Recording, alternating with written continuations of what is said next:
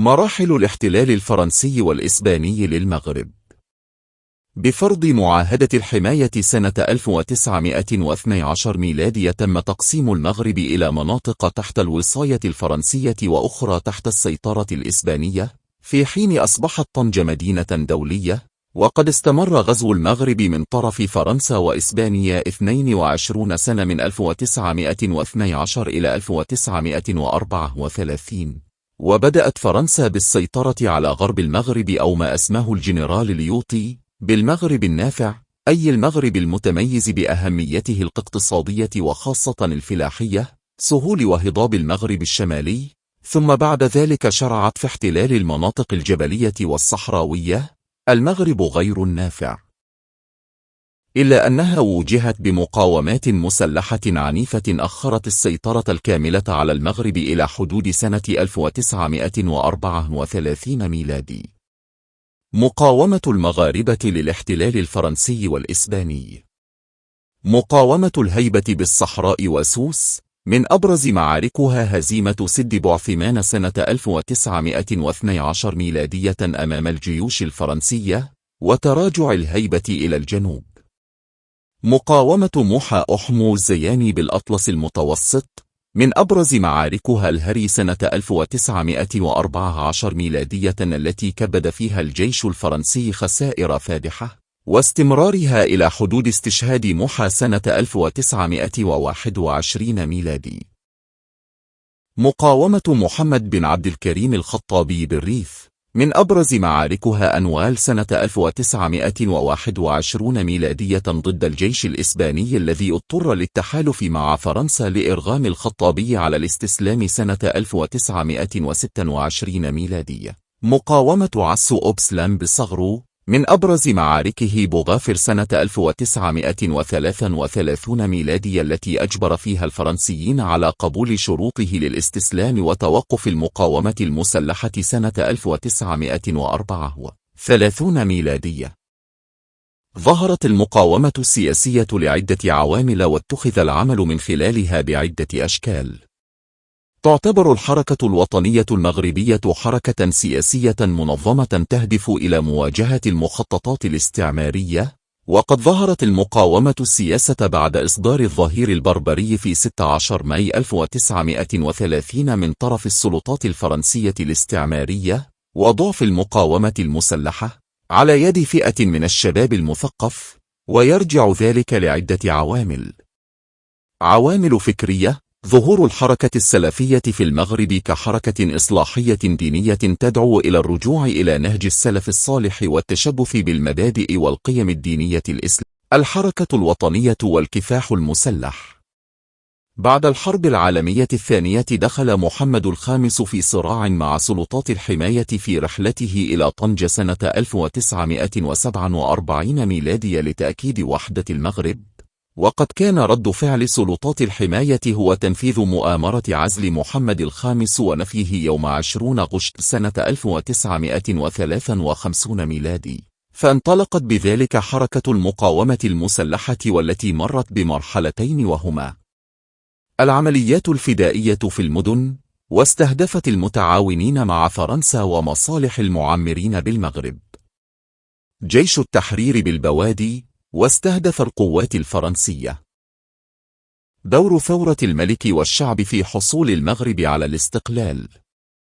بدأت سلطات الحماية تتآمر على السلطان محمد بن يوسف منذ تبنيه لوثيقة الاستقلال وتعاونه مع الوطنيين من أجل حصول المغرب على استقلاله، وزادت القطيعة بينهما عندما رفض محمد الخامس التوقيع على الظهائر التي تمس سيادة المغرب، مما اضطر السلطات الاستعمارية للاستعانة بمجموعة من العملاء من كبار القياد والباشوات كتهامي والكلاوي وعبد الحي الكتاني، وشيوخ بعض القبائل الذين وقعوا على عريضة لعزل محمد الخامس رغم رفض الوطنيين والعلماء وعامة الشعب، وذلك بطلب من المقيم العام آنذاك الجنرال كيوم، ليتم نفي السلطات الاستعمارية للسلطان محمد بن يوسف وأسرته خارج المغرب بجزيرة مدغشقر، وتنصيب محمد بن عرفة مكانه، مما جعل المقاومة المغربية تكتسي طابعا فدائيا، والتي عززت بظهور جيش التحرير، فاندلعت ثورة الملك والشعب في 20 غشت 1953 ميلادي،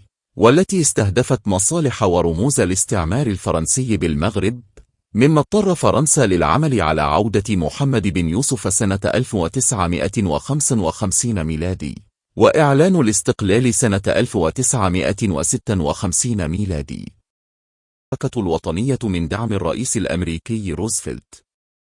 عقد حزب الاستقلال مؤتمرا بالرباط يوم 11 من يناير لسنة 1944 ميلادي، تم خلاله الإعلان عن تقديم عريضة الاستقلال لسلطات الاحتلال التي تمت صياغتها بتنسيق مع السلطان محمد الخامس. الحركة الوطنية والكفاح المسلح.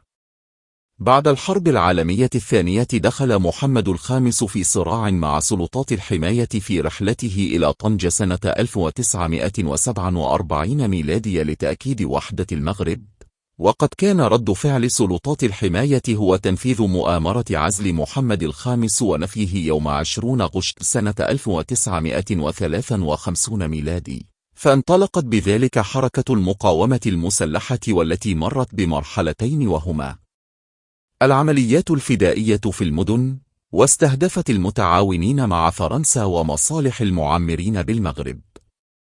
جيش التحرير بالبوادي، واستهدف القوات الفرنسية.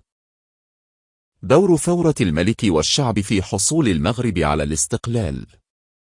بدأت سلطات الحماية تتآمر على السلطان محمد بن يوسف منذ تبنيه لوثيقة الاستقلال وتعاونه مع الوطنيين من أجل حصول المغرب على استقلاله، وزادت القطيعة بينهما عندما رفض محمد الخامس التوقيع على الظهائر التي تمس سيادة المغرب، مما اضطر السلطات الاستعمارية للاستعانة بمجموعة من العملاء من كبار القياد والباشوات كتهاني والكلاوي وعبد الحي الكتاني، وشيوخ بعض القبائل الذين وقعوا على عريضة لعزل محمد الخامس رغم رفض الوطنيين والعلماء وعامة الشعب، وذلك بطلب من المقيم العام آنذاك الجنرال كيوم، ليتم نفي السلطات الاستعمارية للسلطان محمد بن يوسف وأسرته خارج المغرب بجزيرة مدغشقر، وتنصيب محمد بن عرفة مكانه، مما جعل المقاومة المغربية تكتسي طابعا فدائيا، والتي عززت بظهور جيش التحرير، فاندلعت ثورة الملك والشعب في 20 غشت 1953 ميلادي،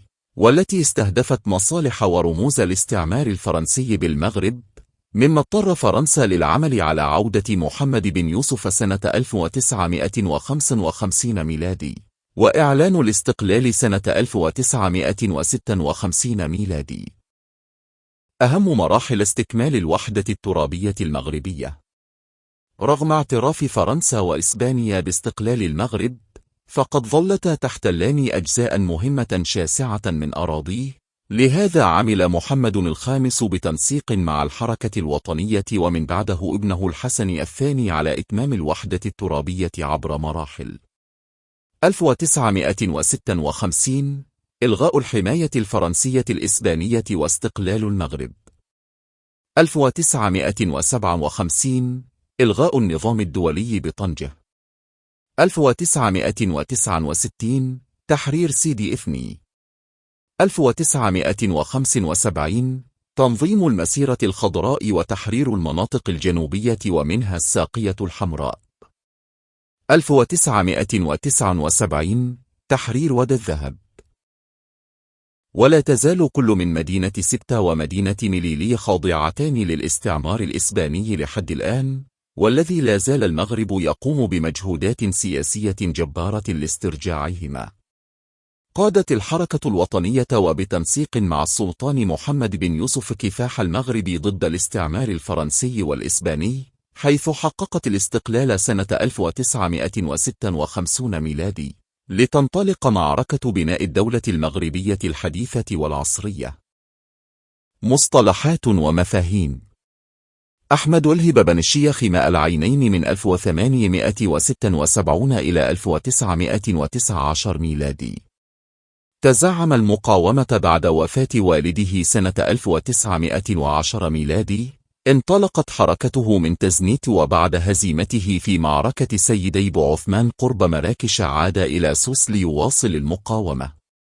موحى حمو الزياني من 1877 إلى 1921 ميلادي، قائد مدينة خنفر، قاوم الغزو الفرنسي للأطلس المتوسط إلى أن توفي سنة 1921 ميلادي في إحدى المعارك.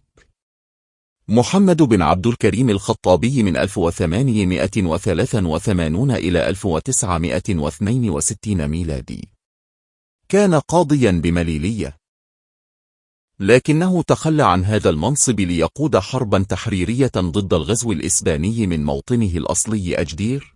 اضطر إلى الاستسلام في 25 ماي 1926 ميلادي بعد تحالف إسبانيا وفرنسا عليه، ونفي إلى مدغشقر، وقد تمكن عند عبوره قناة السويس من الإفلات إلى مصر، فبقي بها إلى وفاته سنة 1962 ميلادي فدفن بها. عسو أبسلام قاد مقاومة أيطا عطا خلال العشرينيات والثلاثينيات، اضطر إلى الاستسلام في 25 من مارس 1933 ميلادي. الظهير البربري، مرسوم قانون أصدرته السلطات الاستعمارية الفرنسية بتاريخ 16 ماي 1930 ميلادي، قرر استثناء القبائل الأمازيغية من القضاء المغربي الإسلامي وإخضاعها للعرف أو المحاكم الفرنسية، وكان الهدف منه ضرب وحدة الشعب المغربي. كتلة العمل الوطني، أول حزب سياسي مغربي ظهر سنة 1933 ميلادي، أسسه الشباب المثقف المتخرج من التعليم التقليدي مثل علال الفاسي والتعليم العصري مثل محمد بلحسن الوزاني وأحمد بلفريج، ثم انقسموا ليكونوا حزبين هما الحزب الوطني بزعامة علال الفاسي الذي تحول إلى حزب الاستقلال سنة 1943 ميلادي، والحركة القومية برئاسة محمد بلحسن الوزاني التي أصبحت سنة 1946 ميلادي تحمل اسم حزب الشورى والاستقلال. ميثاق الأطلنطي أصدره الرئيس الأمريكي روزفلت والبريطاني تشرشل سنة 1941 ميلادي، ونص على الاعتراف بحق الشعوب في تقرير مصيرها. لقاء أنفا، لقاء جمع بالدار البيضاء سيدي محمد بن يوسف سلطان المغرب والرئيس الأمريكي روزفلت ورئيس الوزراء البريطاني تشرشل بحضور ولي العهد آنذاك مولاي الحسن. تلقى فيه سلطان المغرب وعودا من الرئيس الأمريكي بدعم استقلال المغرب ووحدته. عريضة المطالبة بالاستقلال، وثيقة قدمت يوم 11 من يناير 1944 ميلادي إلى الإقامة العامة الفرنسية وإلى السلطان سيدي محمد بن يوسف، موقع من طرف 66 وطنيا يرفضون المحاولات الإصلاحية الجزئية ويطالبون بالاستقلال. ألفونس جوان، المقيم العام الفرنسي بالمغرب ما بين ماي 1947 وشتنبر 1951 ميلادي. محمد بن عرف، ابن عم السلطان محمد الخامس، نصبته السلطات الفرنسية بعد مؤامرة نفي محمد الخامس في 20 غشت 1953 ميلادي. جيش التحرير المغربي، تكون في فاتح أكتوبر 1955 ميلادي. حارب الفرنسيين في عدة مناطق،